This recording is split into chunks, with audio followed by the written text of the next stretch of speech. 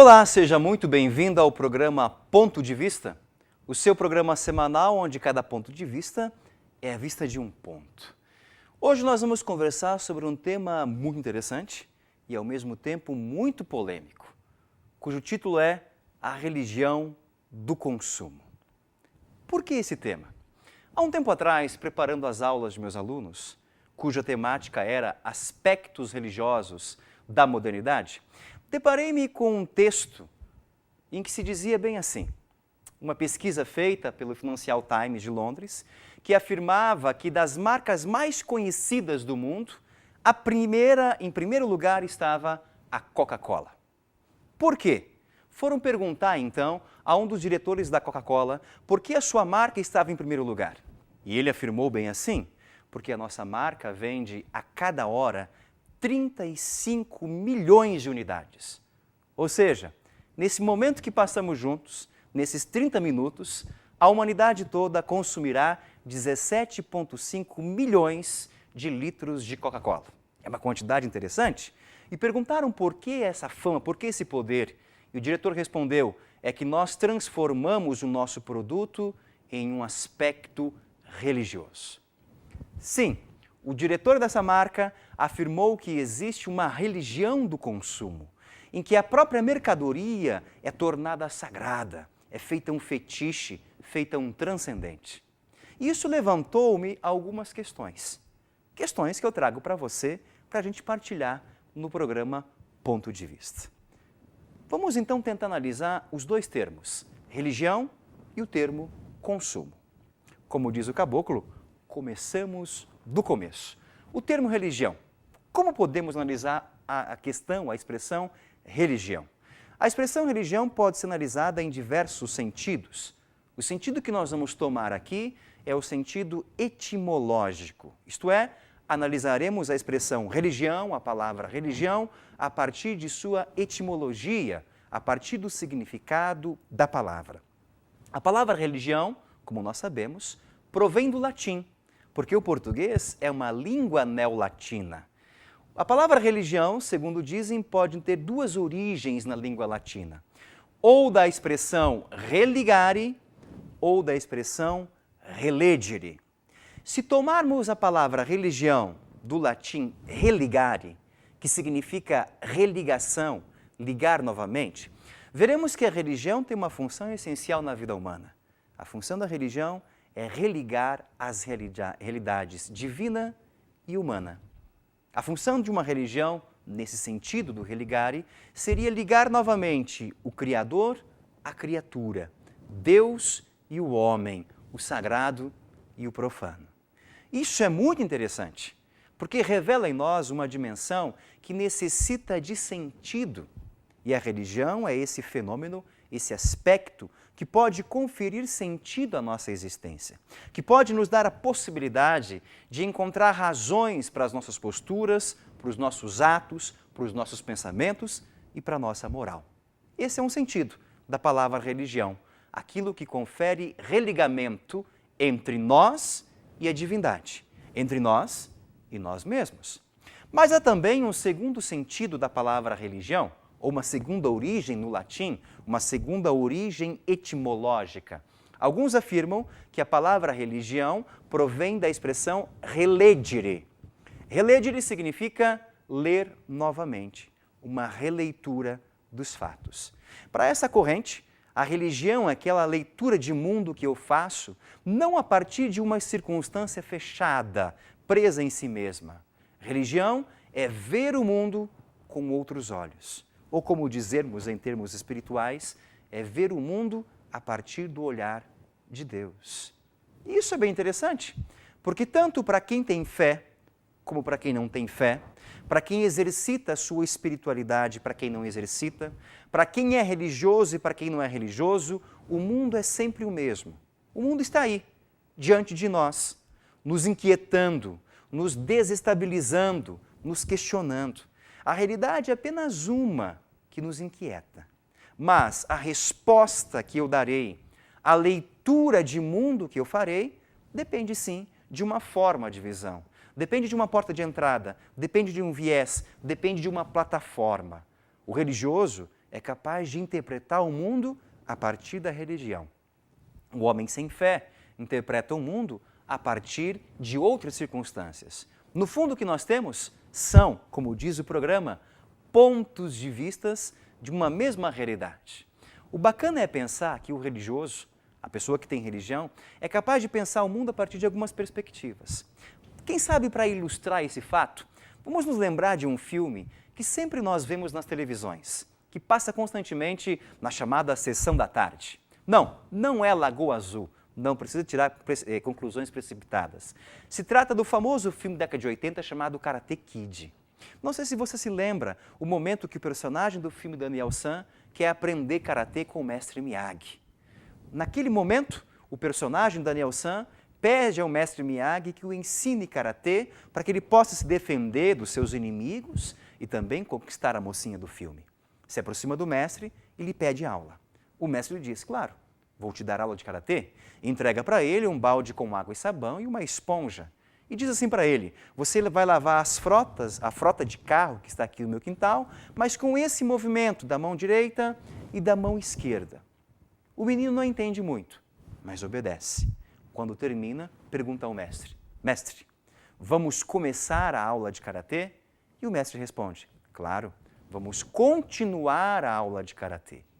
E entrega para o menino uma lixa, dessas de lixar o chão, e pede que ele lixe o chão da sua casa com esse movimento da mão direita e esse movimento da mão esquerda.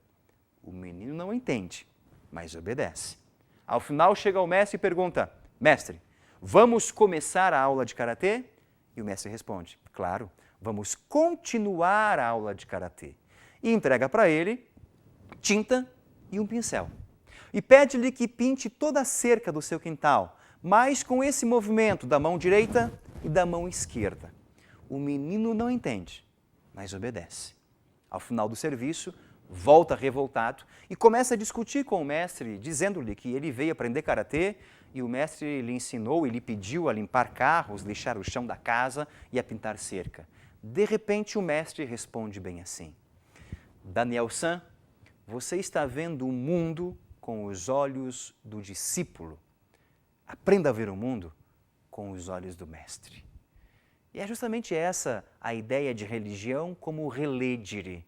É ver o mundo não a partir apenas do nosso olhar, mas é, talvez, abarcar o olhar, alargar o olhar e ver o mundo a partir dos olhos do mestre. Ora, religião seria isso. Mas seria possível que o consumo, a compra, o comércio, o mercado se transforme num aspecto religioso? É possível pensarmos uma religião do consumo? No primeiro bloco, nós afirmávamos que um dos diretores da Coca-Cola afirmou que o consumo hoje transformou-se num aspecto religioso, que as pessoas olham para a mercadoria como algo sagrado, necessário ser comprado. E nós conversamos um pouquinho, tentando definir o que é religião. E chegamos a duas conclusões. Religião é o fato da gente se religar com o transcendente, com o sagrado, com o divino e nos religarmos conosco mesmos. Mas religião também é o fato da gente aprender a ler o mundo de maneira diferente. Nesse sentido, deixamos uma pergunta no ar. Existiria uma religião do consumo? Para responder isso, é necessário entender o que é consumo. Certo comediante diz que o consumo é quando a gente compra coisa que não precisa, com dinheiro que não tem, para agradar quem não se deve. Ora, não sei até que ponto isso é verdade. Talvez o exagero dos nossos consumos reflita isso. A gente tem necessidade, como ser humano, como ser material, como um ser circunscrito num tempo e no espaço, de coisas para sobreviver. Ninguém de nós vive sem consumir algo. Ninguém de nós hoje consegue viver sem dinheiro, sem comprar alguma coisa. A grande problemática é quando a gente vive exclusivamente para isso. De vez em quando, como diz um poeta, é necessário dizer meu dinheiro para definir quem é de quem. Porque muitas vezes nós somos vivenciados e vivemos relações do ter e não do ser.